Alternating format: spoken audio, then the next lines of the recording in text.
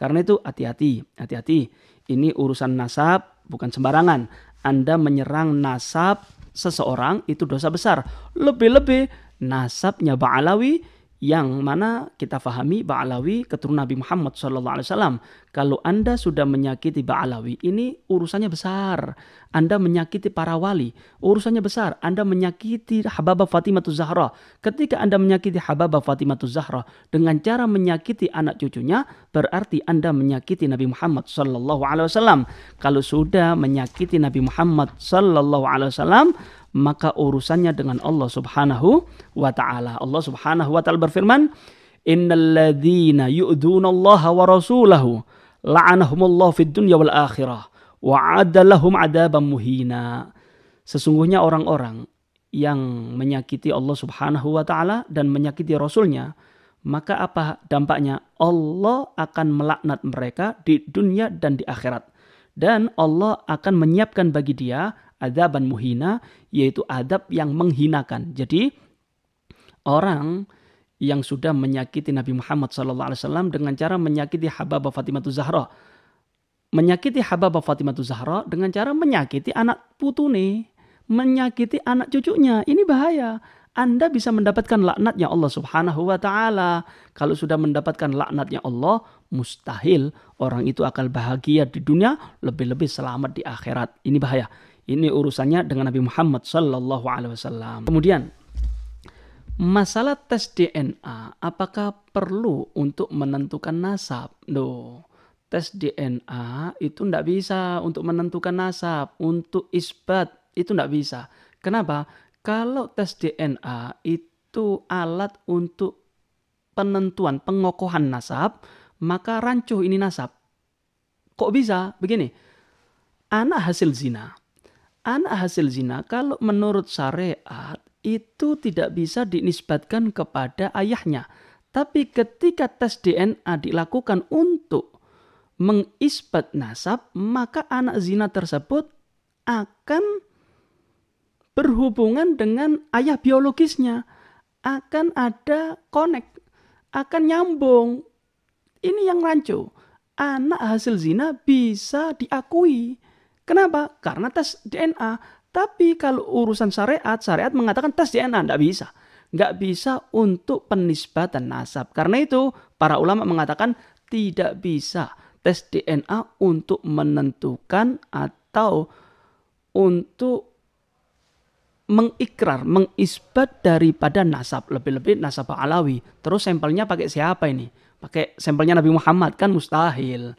Nah, untuk menisbatkan Ba'alawi kepada Nabi Muhammad SAW, ya diantaranya, ya kita lihat saat ini, mulai zaman dulu sampai sekarang masyarakat mengetahui kalau mereka adalah turunan Nabi Muhammad SAW.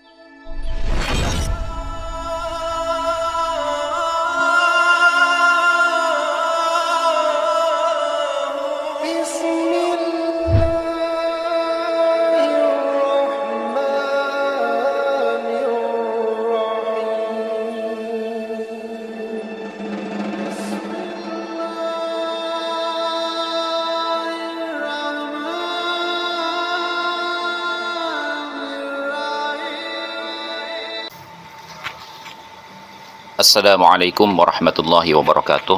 Bismillah, alhamdulillah, wa la hawla wa la quwata illa billah. Asyhadu an la ilaha illallah wahdahu la syarikalah. Wa asyhadu anna sayyidina wa nabiyyana Muhammadan abduhu wa rasuluhu alladzi la nabiyya ba'dah. Allahumma salli ala sayyidina Muhammad wa ala ali sayyidina Muhammad, amma ba'du. Para saudara-saudariku sebangsa setanah air dimanapun kalian berada, para sahabat-sahabatku, para subscriber, para netizen yang budiman, selamat datang kembali di channel Gus Hasan Asyarif Official. Semoga kita selalu sehat jasmani dan rohani kita, dimudahkan segala urusan kita, dilancarkan rizki kita, dan diberkahi hidup kita fid dini wad dunya wal akhirah. Amin Allahumma amin. Pada kesempatan video kali ini saya kembali ingin mengomentari tentang video yang sama-sama kita tonton di awal tadi, di mana ada seorang habib yang menurut saya itu melakukan doktrin dan penggiringan opini. Kenapa saya katakan doktrin? Karena inti dari polemik nasab yang selama ini berjalan dan banyak dikomentari oleh para konten kreator, khususnya di media YouTube, itu adalah keabsahan daripada pengakuan klan Ba'alawi sebagai bagian dari keturunan Kanjeng Nabi Muhammad SAW berdasarkan kajian pustaka dan tes DNA. Nah, kenapa saya katakan doktrin? Karena lagi-lagi Habib ini mengatakan bahwasanya apabila orang itu menyerang nasab orang lain, lebih-lebih nasab klan Ba'alawi, maka itu bisa menyakiti Hababah Fatimatuz Zahra. Dan apabila menyakiti Hababah Fatimatuz Zahra, maka sama halnya menyakiti Kanjeng Nabi Muhammad SAW. Dan apabila menyakiti Kanjeng Nabi Muhammad SAW, maka sama saja itu akan mendatangkan murka dan laknat dari Allah Subhanahu wa Ta'ala, sebagaimana firman Allah yang dibacakan tadi. Jadi seakan-akan ya, kalau menggunakan kalimat menyerang itu tidak tepat.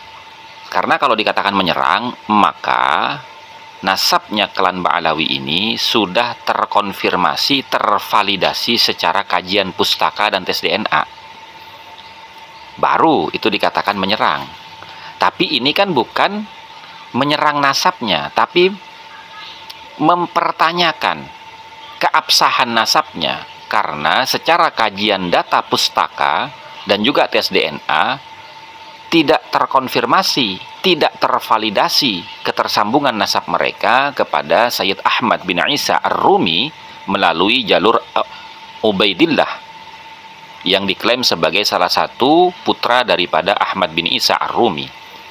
Karena seluruh kitab-kitab An-Nasabah dari abad ke-4 sampai abad ke-9 tidak satu pun yang mencatat bahwasanya Sayyid Ahmad bin Isa Ar-Rumi itu memiliki anak yang bernama Ubaidillah.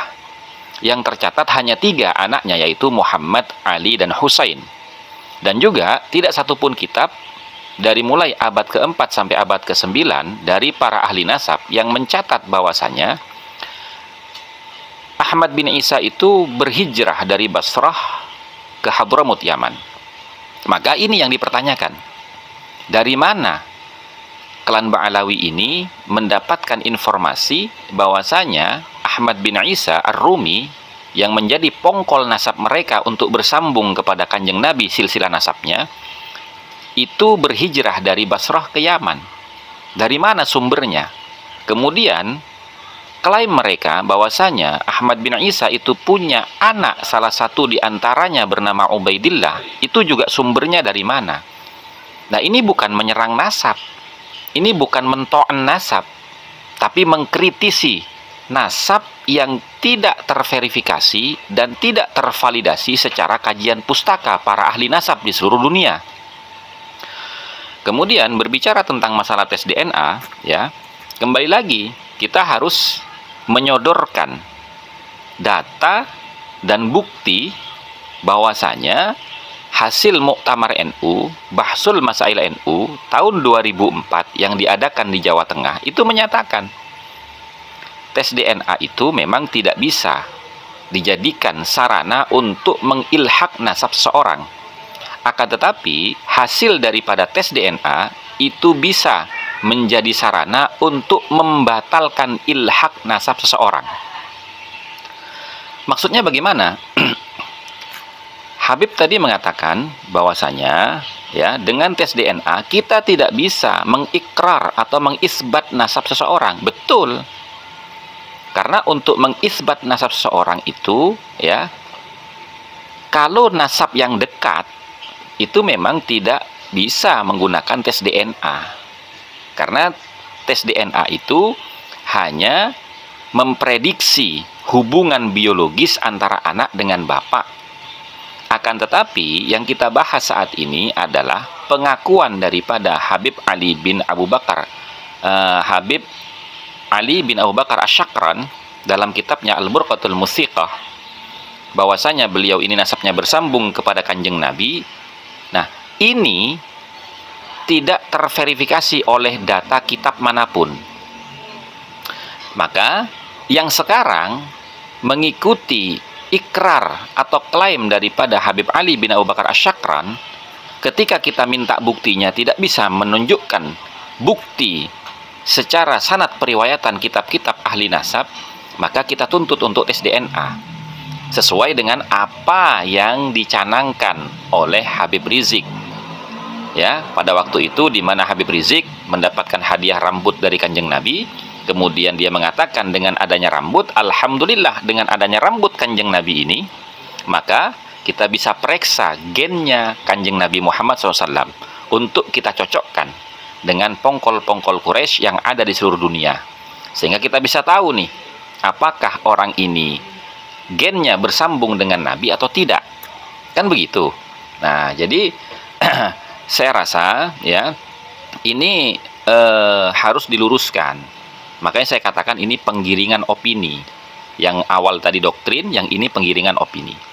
Karena apa? Karena kalau memang mereka tidak membuktikan nasabnya, tidak bisa membuktikan nasabnya dengan kajian pustaka, maka harus melakukan tes DNA. Itu jalan satu-satunya sesuai dengan apa yang diusulkan oleh Habib Rizik Syihab. Demikian dari saya, mudah-mudahan bermanfaat dan bisa mendatangkan keberkahan. Wallahul muwaffiq ila aqwamit thoriq wal 'afu minkum. Assalamualaikum warahmatullahi wabarakatuh.